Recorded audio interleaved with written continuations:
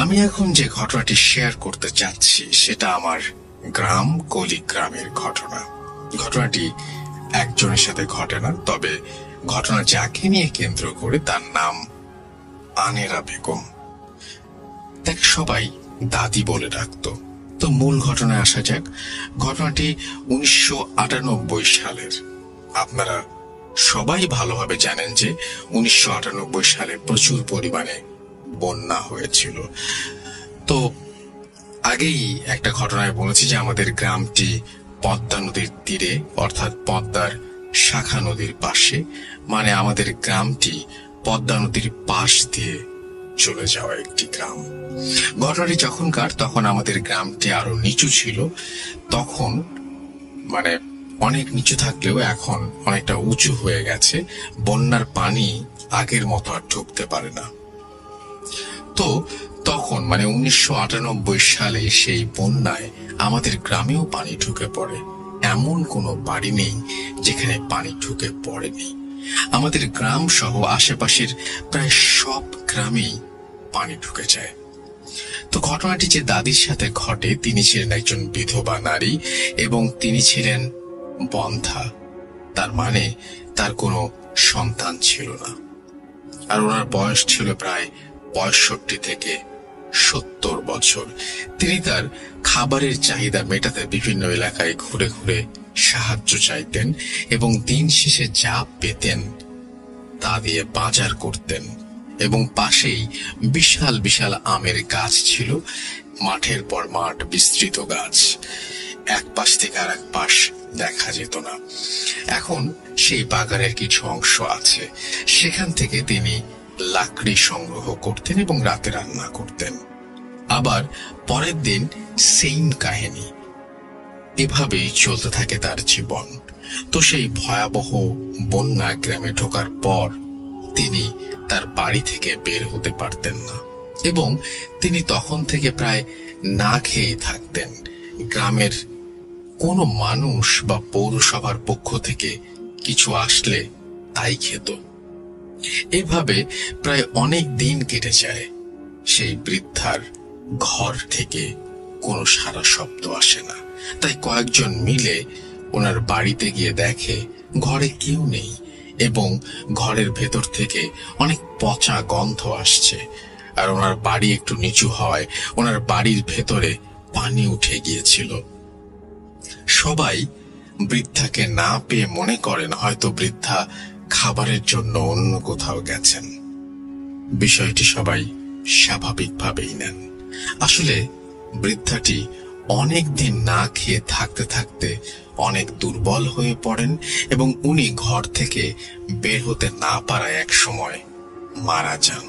ওনার মৃত্যুর ঘটনাটা আমরা পরে জানতে পারি, আপনারাও জানতে পারবেন। এভাবে অনেকটা সময় কেটে যায়। তখন বন্যার পানিও শুকিয়ে যায়। অনেক দিন পর তখনকার সময়ে একটা পাগল ছিল আমাদের গ্রামে। ওর নাম ছিল ঝাড়ু পাগল। তিনি প্রায়ই বলতেন এই দাদি আনেরার সাথে নাকি তার মাঝে মাঝে দেখা হয়। দাদি নাকি তাকে বলে, তোরা সবাই মরবি, কাউকে শান্তিতে থাকতে দেব না। সবাই পাগলের পাগলামি মনে করে হেসে উড়িয়ে দেয়। তো একদিন হয় কি, তখন যারই সন্তান সম্ভবা হন, যিনি তারই সন্তান কোনো না কোনো ভাবে মানে মিসক্যারেজ হয়ে যায় আর কি। একদিন এক অন্তঃসত্ত্বা নারী রাতে বাড়ি থেকে বের হয়। বাড়ির একটু দূরেই বাথরুম, সেই কারণেই বের হন তিনি। এবং সেদিন তার স্বামীকে অনেক ডাকাডাকি করেন তিনি, তারপর স্বামী ওঠেন না এবং তিনি একাই বাথরুমের উদ্দেশ্যে রওনা হন। এবং হঠাৎ করেই তিনি দেখেন যে চারিদিকে শব্দ টব্দ সবকিছু বন্ধ, নিস্তব্ধ একটা পরিবেশ। কিছুক্ষণ পর টয়লেটের ভেতর থেকে তিনি শুনতে পান দূর থেকে কেউ আসছে, তাদের উপর খসখস শব্দ।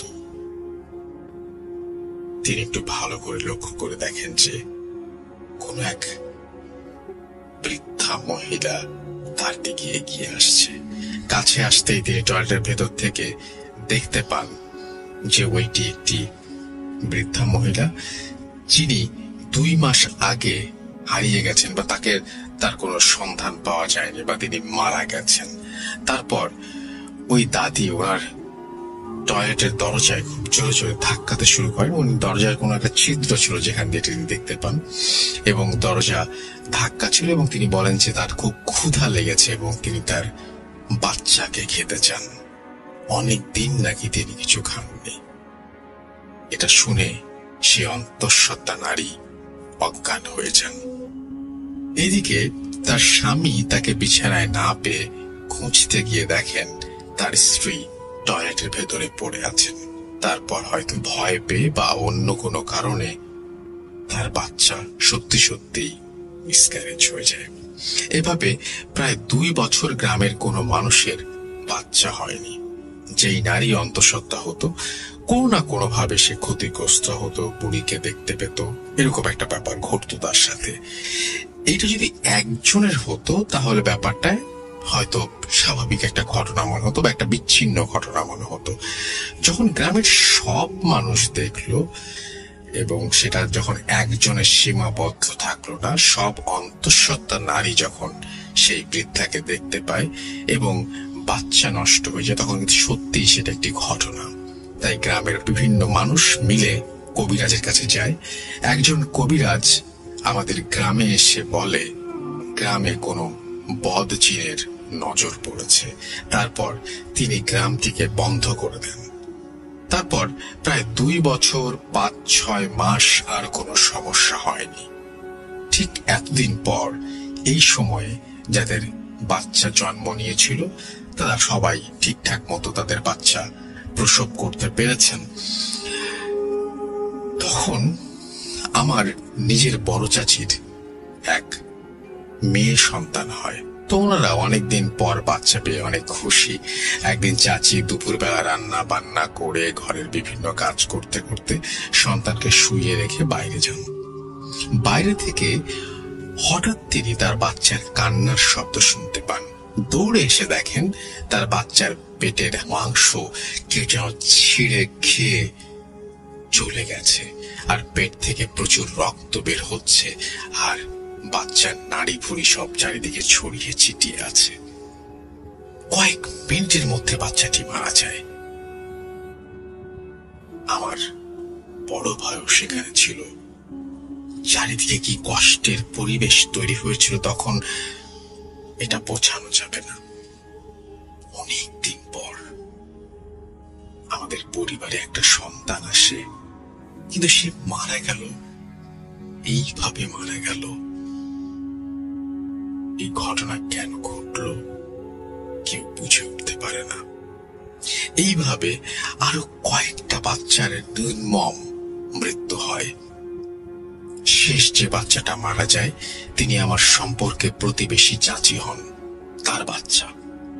তিনি ঘটনার দিন বাইরে থেকে ঘরে ঢুকতেই দেখেন তার বাচ্চাটিকে ওই বৃদ্ধা মহিলা তার মাথা বাচ্চার পেটের মধ্যে ঢুকিয়ে দিয়ে কামড়ানোর মতো করে কিছু একটা খাচ্ছে। এই ঘটনা দেখে তিনি অনেক জোরে জোরে চিৎকার করেন। আশেপাশের মানুষজন কি হলো ব্যাপারটা দেখতে আসে, আর ওই চাচি ওনাদের সব খুলে বলেন। তখন গ্রামবাসী ভাবে বৃদ্ধা মহিলা হয়তো এখনো বেঁচে আছে এবং তিনি এই কাজগুলো করছেন। তারপর গ্রামে একটা মিটিং ডাকা হয়। সেই মহিলাকে ধরতে হবে, অর্থাৎ সেই বৃদ্ধাকে ধরতে হবে।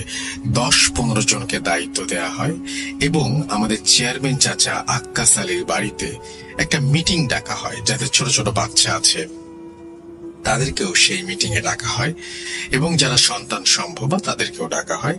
আর এই সব ঘটনার জন্য গ্রামের ছোট থেকে বড় সবাই আতঙ্কিত ছিল। তাই ওই সব মহিলা তাদের সন্তান সহ আক্কাস সাহেবের বাড়িতে থাকে, আর সবাইকে বলা হয় কেউ যেন রাতে না ঘুমায়। আর এদিকে 10 থেকে 15 জন ওই বাড়ির চারপাশে বিভিন্ন ঝোপ ঝাড়ে কেউ বা গাছের ডালে বসে থাকে। তারা 9টা-10টা পর্যন্ত পাহারা দিতে থাকে। রাত যখন ঠিক 12টা 30 তখন কয়েকজন দেখে দূর থেকে কেউ মাজা পাখা করে আসছে, ঠিক ওই মহিলার মতো। তারা আগেই বলে রেখেছিল কেউ যদি কোকিলের ডাক দেয় তাহলে যেন সবাই সেটা লক্ষ্য করে। তখন তাদের মধ্যে একজন কোকিলের ডাক দেয়, তখন সবাই চলে আসে এবং সবাই একই জিনিস দেখে। তারা দেখে ওই বৃদ্ধাটি ওই বাড়িটির দিকে যাচ্ছে।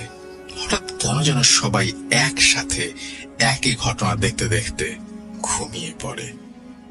তারা সবাই কেন যেন একসাথে ঘুমিয়ে যায় এবং কেন ঘুমিয়ে যায় এই ব্যাখ্যা পাওয়া যায়নি। আপনাদের কাছে কোনো ব্যাখ্যা থাকলে আপনারা বলবেন। হঠাৎ ওই বাড়ির সব মহিলা দেখে তাদের মধ্যে একজনের বাচ্চার উপর কেউ বসে আছে এবং তখন তারা চিৎকার শুরু করে এবং অবয়বটি চলে যায়। তখন তারা সবাই দেখে যে বাচ্চাটির কোনো ক্ষতি হয়নি। তারপর এসব ঘটনার পর অনেকে আমাদের এই গ্রাম থেকে অন্য গ্রামে বা অন্য জায়গায় চলে যায়। আর যাদের উপর দায়িত্ব ছিল যে 15 জন, তাদের উপর গ্রামের মোড়লরা খেপে যায়, বলে তোমরা থাকতে কিভাবে ওই বুড়িটি আবার বাচ্চার উপরে হামলা করে। তারপর 15 জনকে বলে আমাদের আর একদিনও সময় নষ্ট করা যাবে না, ওই বুড়িকে ধরতেই হবে। সেই দিন রাতে তারা আবার পাহারা দেয় চেয়ারম্যান সাহেবের বাড়ি। সেই রাতে তারা দেখে আগের দিনের মতোই বুড়িটা আবার চেয়ারম্যান সাহেবের বাড়ির দিকে আসছে। তখন তারা চারিদিক থেকে তাকে ঘিরে ফেলে। তখন সেই বুড়িটি একটা বিকট আওয়াজ করে হাওয়ায় মিলিয়ে যায়। সকালে রাতের এসব ঘটনা সবাইকে বলা হয় এবং যিনি রাতে এসেছিল সে কখনোই মানুষ হতে পারে না, এটা তারা ধারণা করে, কারণ মানুষ হলে আমাদের ভেতর থেকে পালিয়ে যেতে পারত না। তখন গ্রামবাসী আবার একটা মিটিং ডাকে। এতে সিদ্ধান্ত হয় আবার কোনো হুজুরকে ডেকে এর সমাধান নিতে হবে, না হলে এই গ্রাম ত্যাগ করতে হবে। ঠিক তখনই একজন বয়স্ক ভিক্ষুকের মতো নোংরা পোশাক পরে আছে এমন একজন কেউ তাদের ওখানে আসেন। তিনি বলেন আমি এর সমাধান দিতে পারবো, তবে একটা শর্তে। আমাকে একটি অল্প বয়স্ক মেয়ে দিতে হবে, যে মেয়েটির শরীরে আমি তাকে হাজির করব। তো সবাই ভাবে ঠিক আছে, আপনি ব্যবস্থা করেন, আমরা অল্প বয়স অর্থাৎ টিনেজার একজন লাগবে এবং সেই টিনেজ একজনকে তার শরীরেই নাকি সেই বৃদ্ধাকে হাজির করা হবে। এই লোকটি কিন্তু গ্রামের কেউ চেনে না।